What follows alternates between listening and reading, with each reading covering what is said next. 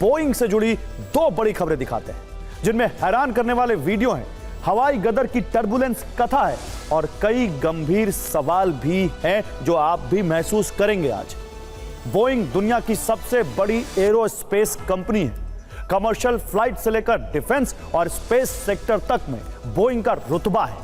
दुनिया भर में इसके 10,000 कमर्शियल विमान चल रहे हैं। बोइंग दावा करता है कि उसका लक्ष्य पृथ्वी से लेकर अंतरिक्ष तक यात्रियों की सुरक्षा सुनिश्चित करना है। लेकिन क्या बोइंग अपने इस लक्ष्य से भटक चुका है? क्या बोइंग के विमान से होने वाला सफर अब सुरक्षित नहीं रहा? दो नए वीडियो देखिए, दोनों का कनेक्शन बोइंग से सीधे जुड़ा है। पहली तस्वीर बोइंग के एक विमान में आए खतरनाक टर्बुलेंस की है। एयर यूरोपा की एक फ्लाइट स्पेन की राजधानी मैड्रिड से उरुग्वे की राजधानी मोंटेवीडियो जा रही थी। कई हजार फीट ऊपर यह विमान भयंकर टर्बुलेंस का शिकार हो गया। बोइंग के इस ड्रीम लाइनर विमान में सवार 325 यात्रियों की सांसें अटक गई। सोचिए, अगर आप इस विमान में होते तो आपका क्या हाल होता। कुछ यात्री तो इस तरह उछले कि सीट के ऊपर सामान रखने की जगह में घुस गए और विमान के कई हिस्से अंदर से टूट गए। इस विमान की इमरजेंसी लैंडिंग ब्राजील में करानी पड़ी। अब दूसरी तस्वीर देखिए ध्यान से। भारतीय मूल की एस्ट्रोनॉट सुनीता विलियम्स की यह तस्वीर है।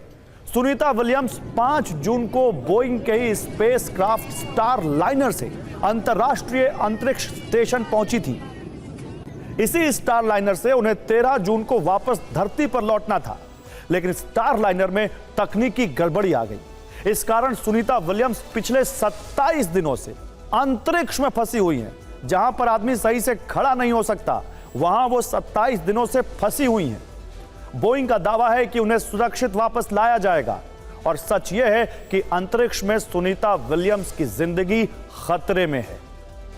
हमारे कई दर्शक विमान से सफर करते होंगे, मैं करता हूं। सोचिए, एयर टर्बुलेंस के बारे में हम सबको जानकारी है। कई दर्शकों का एयर टर्बुलेंस से सामना हुआ होगा। सबसे पहले एयर यूरोपा की फ्लाइट आए एयर टर्बुलेंस की शुरुआत का 8 सेकंड का यह वीडियो आप देखिए। पहले फ्रेम में एक पैसेंजर को सिर्फ दोनों जूते एक पैसेंजर की नजर आएंगे। असल में जब टर्बुलेंस आया तो यह यात्री अपनी सीट से 6-7 फीट ऊपर उछलकर लगेज बिन में जाकर फंस गया। सोचिए, जहां हम बैठते हैं और हमारे सिर के ऊपर जो लगेज बिन होता है जिसमें आप हैंड लगेज डालते हैं, उसमें फंस गया। दूसरे यात्री ने मदद करके उसे नीचे उतारा। विमान में लगेज बिन वो जगह होती है जहां हम अपना सामान रखते हैं। ये लगेज बिन यात्री सीट से 5 से 7 फीट तक ऊंचा होता है, ऊपर होता है। बाद में इस यात्री के बगल में बैठी यात्री रोमिना ने आप बीती सुनाई और बताया कि यह व्यक्ति सीधे छत से जाकर टकरा गया था। पहले छत से टकराया, फिर बिन में घुसा। सोचिए, उस समय का मंजर कितना डरावना रहा होगा। और खासकर उस यात्री की जगह अगर आप होते, हम होते, तो क्या होता हमारे मन में। दूसरा वायरल वीडियो सीट पर लगे खून के धब्बे का है। खून के ये निशान एक यात्री के हैं।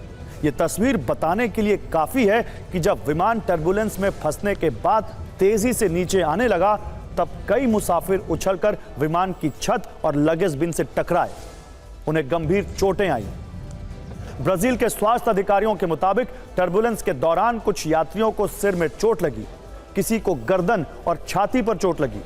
कुल मिलाकर 40 यात्रियों को चोट पहुंची है, जिनमें से 23 का इलाज ब्राजील के अस्पताल में किया जा रहा है।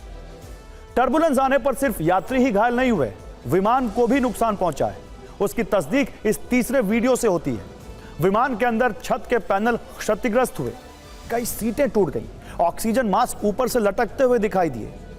न्यूयॉर्क टाइम्स की रिपोर्ट के मुताबिक यह डरावनी घटना सोमवार को एयर यूरोपा की फ्लाइट UX045 के बोइंग 787-9 में हुई।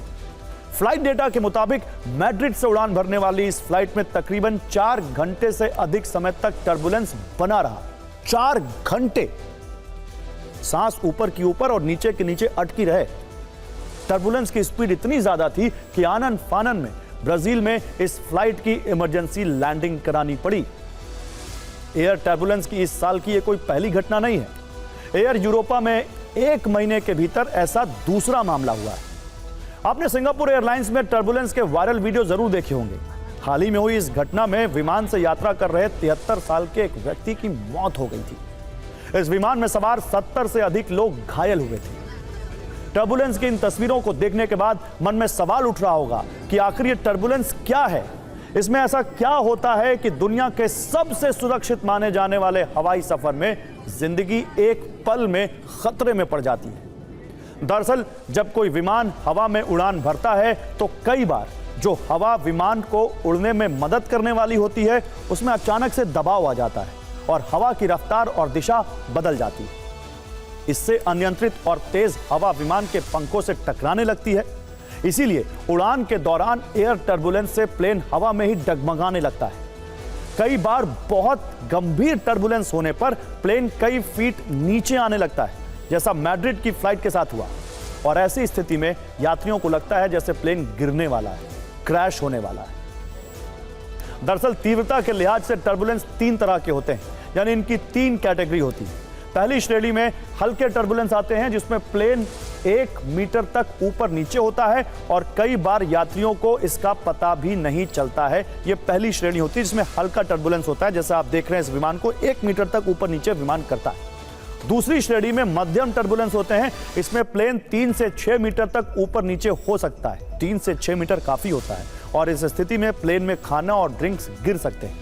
लेकिन तीसरी श्रेणी के टर्बुलेंस खतरनाक होते हैं, इसीलिए इसे गंभीर टर्बुलेंस कहा जाता है।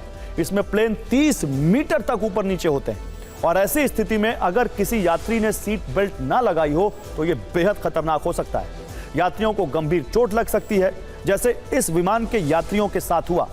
इसके अलावा गंभीर टर्बुलेंस में इलेक्ट्रॉनिक सिस्टम को भी नुकसान हो सकता है। लेकिन क्या एयर टर्बुलेंस का क्लाइमेट चेंज कनेक्शन भी हो सकता है? क्या जलवायु परिवर्तन की वजह से एयर टर्बुलेंस के मामले बढ़े हैं? यह भी एक एंगल है। दरअसल कई विशेषज्ञों के अनुसार धरती का तापमान बढ़ने के साथ ही विमानों में टर्बुलेंस की घटनाएं भी बढ़ रही हैं। एक्सपर्ट का मानना है कि कार्बन उत्सर्जन के कारण ऊंचाई पर हवा गर्म हो गई है, जिससे उसकी रफ्तार बदल गई है।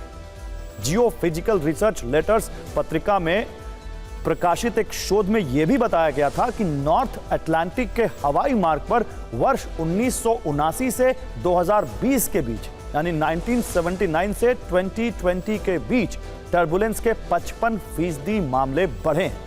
इतना ही नहीं, टर्बुलेंस के कारण एयरलाइंस कंपनियों को भी हर साल काफी नुकसान होता है। अमेरिका में टर्बुलेंस के कारण विमानों को होने वाले नुकसान से कंपनियों को हर वर्ष $50 करोड़ यानी करीब 4161 करोड़ का घाटा होता है। बोइंग के विमानों में सफर पिछले कुछ समय में कितना जोखिम भरा हो गया है, यह भी देखिए। फ्लाइट सेफ्टी फाउंडेशन की रिपोर्ट कहती है कि 2011 से 2024 तक पूरी दुनिया में एयर टर्बुलेंस की 248 घटनाएं हुई। सबसे ज्यादा अमेरिका में 132 घटनाएं दर्ज की गई।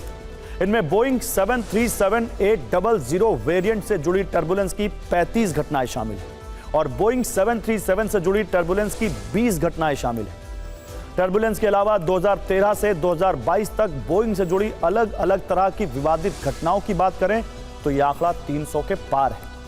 यानी बात वहीं पर आ जाती है, बोइंग है विवादों का किंग और इन दिनों उसके विमान टर्बुलेंस की गारंटी दे रहे हैं।